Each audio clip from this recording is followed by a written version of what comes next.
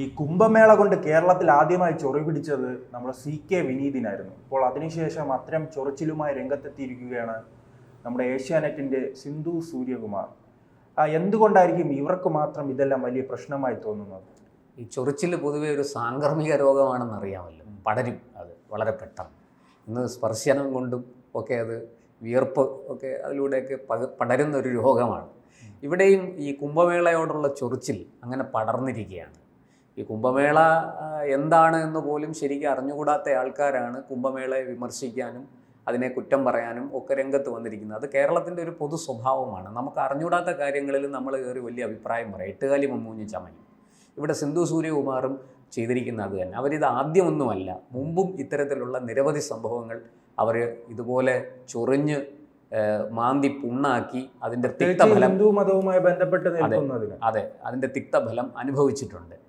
ഇപ്പോഴും അവർ അതിന് തന്നെയാണ് തുനിഞ്ഞിരിക്കുന്നത്. ദുർഗയുമായി ബന്ധപ്പെട്ടത് അതെ, പണ്ട് ഒരു നവരാത്രി കാലത്ത് ഈ ദുർഗാപൂജ ചെയ്യുന്ന ഇവിടുത്തെ ചില ലെഫ്റ്റ് ലിബറൽസും ഈ ചില ഫണ്ടമെൻ്റലിസ്റ്റുകൾ, പേരെടുത്ത് തന്നെ പറയാം, ഇസ്ലാമിക് ഫണ്ടമെൻ്റലിസ്റ്റ് ഗ്രൂപ്പുകളും ഒക്കെ ചേർന്ന് ഈ നമ്മൾ റെഡ് ജിഹാദി ഗ്രൂപ്പ് എന്നൊക്കെ പൊതുവെ ആക്ഷേപവും ആരോപണവും ഒക്കെ ഉയരാറുണ്ട് സമൂഹ മാധ്യമങ്ങളിലും മറ്റും. അങ്ങനെയുള്ള ചിലർ ഈ ദുർഗാദേവിയെ വളരെ മോശമായിട്ട് അധിക്ഷേപിച്ചുകൊണ്ട് അപമാനിച്ചുകൊണ്ട് വളരെ നികൃഷ്ടമായ രീതിയിൽ ചില പ്രയോഗങ്ങൾ നടത്തി.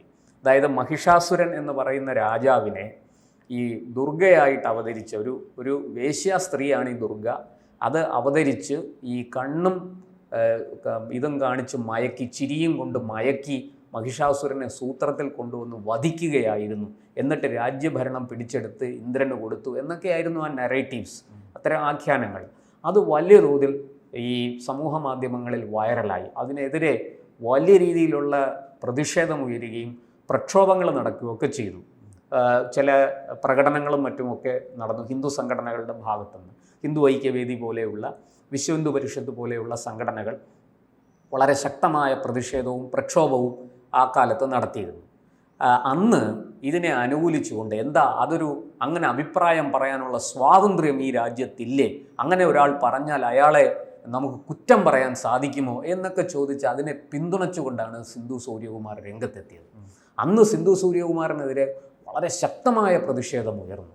സിന്ധു സൂര്യകുമാർ പിന്നീട് ഇവർ അന്ന് വലിയ രീതിയിൽ പിന്തുണച്ചത് ഇടതുപക്ഷമായിരുന്നു. ഇപ്പോൾ ഇടതുപക്ഷത്തിന്റെ സർക്കാരിന്റെ കേസിൽ കുടുങ്ങി കിടക്കുകയാണ് പോക്സോ കേസ്. അതൊരു വലിയ തെറ്റാണ്, പക്ഷെ എന്തായാലും കേസ് ഇപ്പോൾ മുന്നോട്ട്. അതിപ്പോ ഈ ഹിന്ദു ആചാരങ്ങൾ, ഹിന്ദു അനുഷ്ഠാനങ്ങൾ, സനാതന ധർമ്മം, ഇതിനൊക്കെ ആരെങ്കിലും കുറ്റം പറഞ്ഞാൽ, അതിനെ ആരെങ്കിലും അപമാനിക്കാൻ ശ്രമിച്ചാൽ അവരെ പിന്തുണയ്ക്കുക എന്നുള്ളത് ഇടതുപക്ഷത്തിന്റെ, വിശിഷ്യ CPM-ന്റെ നയമാണ്.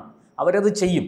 ഇവിടെ കേസുമായി ബന്ധപ്പെട്ട് നമുക്ക് ഇടതുപക്ഷത്തെ കുറ്റപ്പെടുത്താൻ കഴിയില്ല. അത്രത്തോളം പ്രധാനപ്പെട്ട ഒരു കേസാണ്. റിപ്പോർട്ടറും ഈ സിന്ധു സൂര്യകുമാർ തത്വം പറയുന്ന, ഈ കുംഭമേള ചൊറിയുന്ന സിന്ധു സൂര്യകുമാറാണ് അത്തരത്തിലൊരു പെൺകുട്ടിയെ വെച്ച് നാടകം കളിച്ചിരിക്കുന്നത്. തീർച്ചയായിട്ടും ഒരു പോക്സോ കേസാണ് അവർക്കെതിരെ രജിസ്റ്റർ ചെയ്തിരിക്കുന്നത്. അവർ ജാമ്യത്തിലാണ്, കോടതി ജാമ്യമൊക്കെ കൊടുത്തു. എങ്കിലും ആ കേസിൻ്റെ ആഴങ്ങളിലേക്ക് കടന്നാൽ നമുക്കത് മനസ്സിലാവും. ഒരു കേസിൽ, ഒരു പോക്സോ കേസിൽ ഇരയാക്കപ്പെട്ട ഒരു കുട്ടിയുടെ വ്യാജ ശബ്ദരേഖ ഉപയോഗിച്ച് ഉണ്ടാക്കി എന്നുള്ളതാണ് ഇവർക്കെതിരെ. ഏഷ്യാനെറ്റിൽ 4 പേർക്കെതിരെ കേസുണ്ട്. സിന്ധു സൂര്യകുമാറിനെതിരെ മാത്രമല്ല, സിന്ധു സൂര്യകുമാർ അടക്കം. അതിൽ ഏറ്റവും മുതിർന്നതും ഈ തത്വം അടിക്കുന്നവരുമായ ഒരു വ്യക്തിയാണല്ലോ.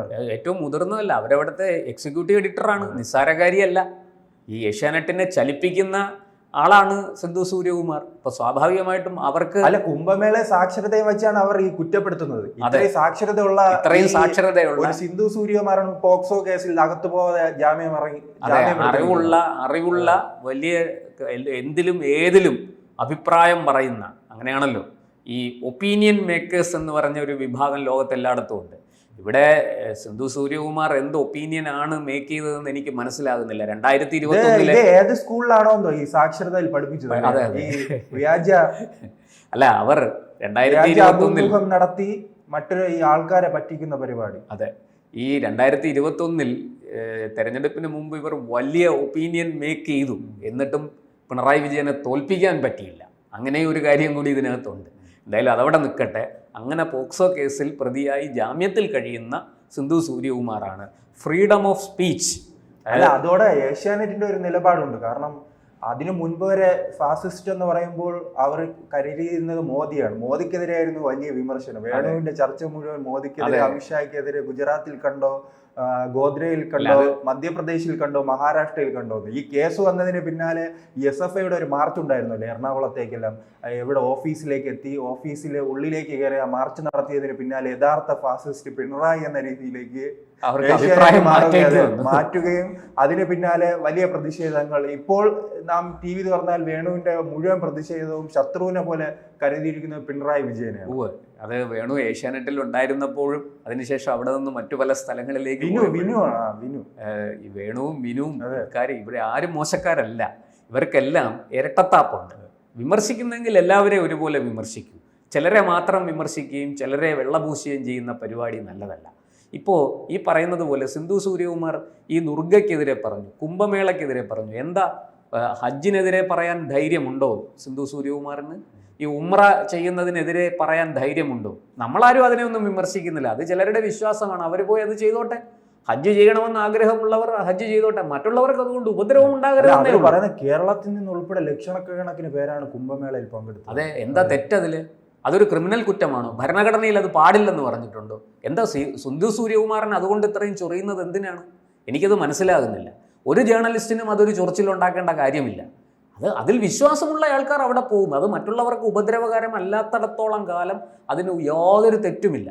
അത് മറ്റാരെങ്കിലും ഉപദ്രവിക്കുന്നതാണെങ്കിൽ ശരി, നമുക്കതിനെ കുറ്റപ്പെടുത്താം.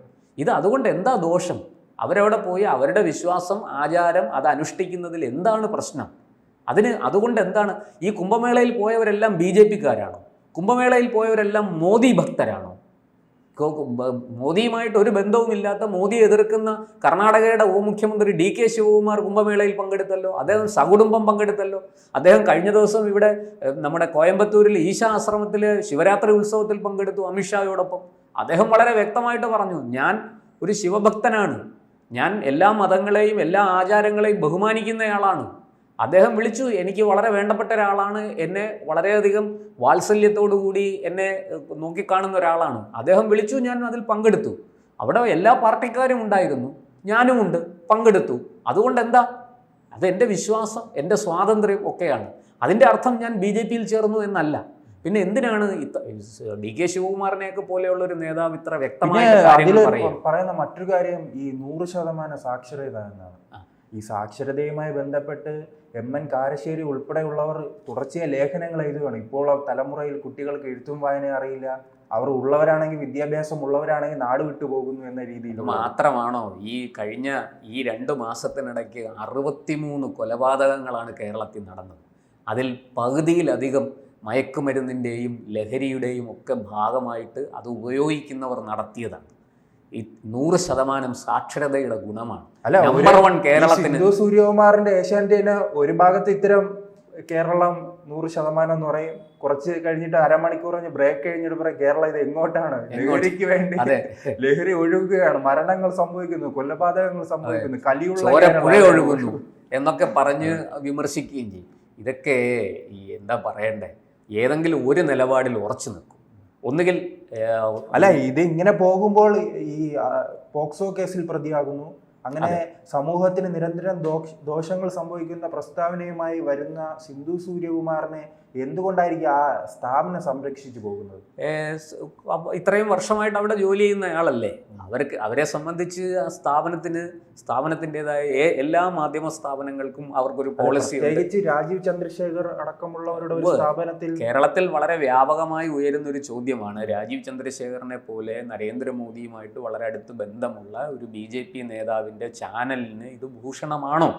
സിന്ധു സൂര്യകുമാറിനെ പോലെയുള്ളവരുടെ ഇത്തരം ജൽപ്പനങ്ങൾ, ഇത്തരം വാക്കുകൾ, അത് കേരള സമൂഹത്തെ, അതിലൊരു വിഭാഗത്തെ അടച്ചാക്ഷേപിക്കുന്നതല്ലേ? ഇത് രാജീവ് ചന്ദ്രശേഖറിന് യോജിക്കുന്നതാണോ എന്നൊരു ചോദ്യം ഉയരുന്നുണ്ട്. അത് അവിടെ നിൽക്കട്ടെ, ഞാനിപ്പോൾ തൽക്കാലം അതിലേക്ക് കടക്കുന്നില്ല. പക്ഷേ ഈ സ്ഥാപനത്തിൻ്റെ പോളിസി നിശ്ചയിക്കുമ്പോൾ തന്നെ ഒരു കാര്യം മനസ്സിലാക്കണം. എല്ലാ വിഭാഗം ആൾക്കാരുടെയും മാനാഭിമാനങ്ങളെ ചോദ്യം ചെയ്യരുത്. അത് മാനിക്കണം, അതിനെ അംഗീകരിക്കണം. അത് മറ്റുള്ളവർക്ക് ഉപദ്രവകരമല്ലാത്തിടത്തോളം കാലം അതിൽ കയറി ചൊറിയാൻ നിൽക്കരുത്. അത് സിന്ധു ആയാലും കൊള്ളാം, സൂര്യനായാലും കൊള്ളാം. അവർ മനസ്സിലാക്കേണ്ടത് ഇതാണ്. മര്യാദ കൊടുത്താണ് മര്യാദ വാങ്ങേണ്ടത്. അല്ലാതെ നമ്മൾ ഈ പറയുന്നത് പോലെ ഏകപക്ഷീയമായി ഒരു രാഷ്ട്രീയ കാഴ്ചപ്പാടോടുകൂടി ഈ രാജ്യത്ത് കമ്മ്യൂണിസം അല്ല നിലനിൽക്കുന്നത്. ഇവിടുത്തെ ഭരണഘടന ദാസ് ക്യാപിറ്റലോ കാർൾ മാർക്സിൻ്റെ ഏതെങ്കിലും തിയറിയോ അല്ല, സിദ്ധാന്തമോ അല്ല. ഈ രാജ്യത്തിനൊരു ഭരണഘടനയുണ്ട്. അത് നമ്മുടെ പാരമ്പര്യത്തെയും നമ്മുടെ സംസ്കാരത്തെയും നമ്മുടെ ധർമ്മത്തെയും ഒക്കെ ഉൾക്കൊള്ളുന്നതാണ്. സർവധർമ്മ സമഭാവനയാണ് അതിൻ്റെ ആകത്തുക. എല്ലാ മനുഷ്യരോടും, മതമുള്ളവനോടും വിശ്വാസമുള്ളവനോടും മതമില്ലാത്തവനോടും വിശ്വാസമില്ലാത്തവനോടും ഒക്കെ തുല്യ പരിഗണന കൊടുക്കുന്ന ഒരു ഭരണഘടനയാണ് നമുക്കുള്ളത്. അത് മനസ്സിലാക്കിക്കൊണ്ട് വേണം ഇത്തരം കാര്യങ്ങളിൽ അഭിപ്രായം പറയാൻ. വെറുതെ ചൊറിയാൻ പോകരുത്. കുംഭമേളയിൽ ചൊറിഞ്ഞാൽ അതിൻ്റെ ഫലം വളരെ മോശമാണ്. ഒരിക്കൽ ദുർഗയെ ചൊറിയാൻ പോയിട്ട് കിട്ടിയ ഫലം വളരെ മോശമായിരുന്നു. എനിക്കത് നേരിട്ട് തന്നെ അറിയാം. നിരന്തരം ടെലിഫോണിൽ കൂടെയും മൊബൈലിൽ കൂടെയൊക്കെ ആൾക്കാർ വിളിച്ച് വളരെ രൂക്ഷമായ ഭാഷയിലാണ് അവരോട് പ്രതികരിച്ചത്. പലതും അതിരുവിട്ട പ്രതികരണങ്ങളായിരുന്നു, അതും നമുക്കറിയാം. അതൊന്നും ശരിയല്ല, അതിനോട് നമ്മൾ യോജിക്കുന്നുമില്ല. പക്ഷേ ഈ ഫ്രീഡം ഓഫ് സ്പീച്ച്, അഭിപ്രായ സ്വാതന്ത്ര്യത്തിൻ്റെ പേരിൽ എന്തും പറയാം, ആരെയും പറയാം എന്ന് കരുതരുത്. അത് തെറ്റാണ്. നമുക്കും സംസ്കാരം വേണം. പറയുന്നയാളിനും സംസ്കാരവും മാന്യതയും മര്യാദയും ഒക്കെ വേണം. അത് ഒരു മാധ്യമപ്രവർത്തകൻ അല്ലെങ്കിൽ മാധ്യമപ്രവർത്തകയിൽ നിന്ന് നമ്മുടെ നാട് പ്രതീക്ഷിക്കുന്നുണ്ട്, ജനങ്ങൾ പ്രതീക്ഷിക്കുന്നുണ്ട്. ആ പ്രതീക്ഷ ദയവായി തെറ്റിക്കരുതേ. വെറുതെ ചൊറിഞ്ഞ് മാന്തി പുണ്ണാക്കി അതിൻ്റെ തിക്തഫലം അനുഭവിക്കാൻ ഇടവരുത്തരുതേ എന്ന് മാത്രമേ ഈ ജനങ്ങൾക്കിടയിൽ വിഭാഗീയത, ഈ പറയുന്നത് പോലെ എന്താ പറയേണ്ടത്, ജനങ്ങളെ തമ്മിലടിപ്പിക്കുന്ന തരത്തിലേക്ക് മാധ്യമപ്രവർത്തനം പോകരുതേ എന്നൊരപേക്ഷ ഇവരുടെയൊക്കെ മുന്നിൽ വയ്ക്കുകയാണ്.